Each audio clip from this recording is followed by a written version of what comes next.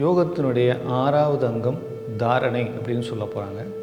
அது பதஞ்சலி என்ன சொல்கிறாருன்னா, தேசபந்தக சித்தஸ்ய தாரணா. நம் மனதை ஒரு திசையிலோ அல்லது ஒரு பொருளின் மேலோ குவிப்பது, அது தாரணை. என்னன்னா, மனம் ஒரு பொருள் மேலே குவிக்காமல் பல பொருள்களை நாடி செல்லும், இல்லை பல திசைகளில் திரும்பும்.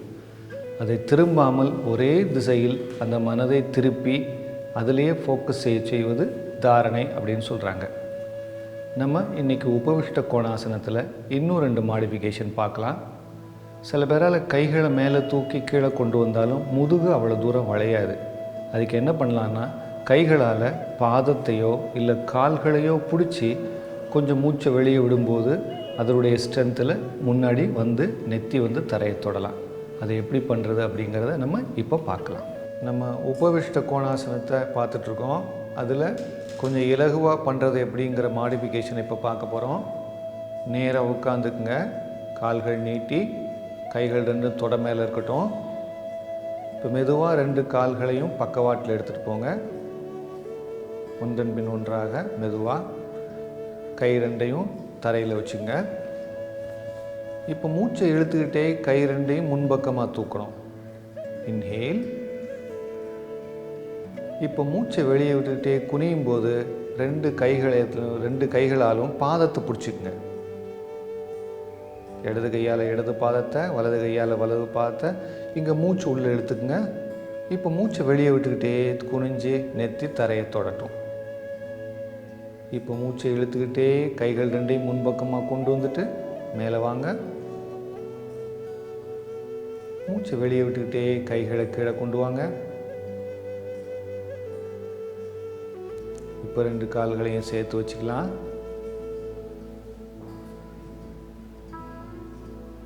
நம்ம உபவிஷ்ட கோணாசனம் பார்த்தோம், மாடிஃபைடு வே. அது கைகள் கால்களை பிடிச்சிட்டு அதனுடைய பலத்தில் முதுகுத்தண்டை இன்னும் கொஞ்சம் ஸ்ட்ரெச் பண்ணுறது.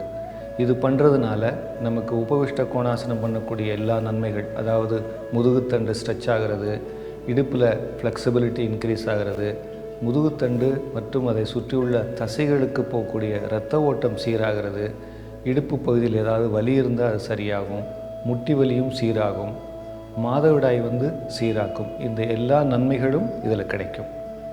நம்ம இதே ஆசனத்தை இன்னொரு முறையில் எப்படி பண்ணுறது, அதாவது அதே மாடிஃபிகேஷன், கைகளை பின்பக்கமாக கொண்டு முதுகுக்கு பின்னாடி கொண்டு எப்படி பண்ணுறதுங்கிறத பார்க்கலாம். இது கொஞ்சம் கஷ்டமான ஆசனம். இதை ஒரு ஆசிரியர் துணை இல்லாமல் நீங்கள் ட்ரை பண்ண வேண்டாம். நம்ம உபவிஷ்ட கோணாசனத்தில் இன்னொரு மாடிஃபிகேஷன் பார்க்கலாம். கால் நேராக நீட்டி உட்காருங்க, கைகள் தொட மேலே இருக்கட்டும். இப்போ மெதுவாக 2 கால்களையும் பக்கவாட்டில் எடுத்துகிட்டு போங்க, சைடுவேஸ். கை 2ஐயும் முன்பக்கமாக வச்சுக்கோங்க. இப்போ மூச்சை உள்ளே எடுத்துக்கிட்டே கைகள் 2ஐயும் முன்பக்கமாக தூக்குங்க. இப்போ மூச்சை வெளியே விடும்போது கைகள் 2ஐயும் முதுகு பக்கமாக கொண்டு போயிட்டு மணிக்கட்டை பிடிச்சிட்டு முன்பக்கமாக குனியணும், நெத்தி தரையை தொடட்டும். இப்போ மூச்சை இழுத்துக்கிட்டே முன்பக்கமாக பாடியை தூக்குங்க. அதே மாதிரி கைகளை முன்பக்கமாக கொண்டு வாங்க, உடம்பை மேலே தூக்கணும். இப்போ மூச்சை வெளியே விட்டுக்கிட்டே மெதுவாக கைகளை முன்பக்கமாக கீழே கொண்டு வாங்க. இப்போ கால்களை சேர்த்து வச்சுக்கலாம். நம்ம உபவிஷ்ட கோணாசனத்துடைய இன்னொரு மாடிஃபிகேஷன் பார்த்தோம். அதை கைகளை மேலே தூக்கி முன்பக்கமாக குனியும் போது கைகளை முதுகுக்கு பின்னாடி கொண்டு மணிக்கட்டை பிடிச்சிக்கிறது. இது அவ்வளோ சுலபமாக பண்ண முடியாது. ஏன்னா நீங்கள் முன்பக்கமாக குனிகிறீங்க, கைகளை பின்பக்கமாக கோர்த்துக்கிறீங்க. இது ஒரு ப்ரிப்பரேஷன் இல்லாமல் இதை அட்டம் பண்ண வேண்டாம். இது பண்ணுவதனால என்ன பலன் கிடைக்கும்னா, நமக்கு முதுகுத்தண்டு ஸ்ட்ரெச்சு, அது மட்டும் இல்லை, கைகள் பின்பக்கமாக கோர்க்கறதுனால மார்பு பகுதி விரிவடையும். அது முன்பக்கமாக குனியக்கூடியனால கிடைக்கக்கூடிய பலன்கள், அதாவது முதுகுத்தண்டு ஸ்ட்ரெச் ஆகிறது, இடுப்பு பகுதியில் ஃப்ளெக்சிபிலிட்டி, கால்களுக்கு ஒரு ஸ்ட்ரெச்சு, இதெல்லாம் போக உங்களுக்கு மார்பு பகுதி நன்றாக விரிவடையும். ஏன்னா கைகளை பின்பக்கமாக ஓப்பன் பண்ணுறதுனால.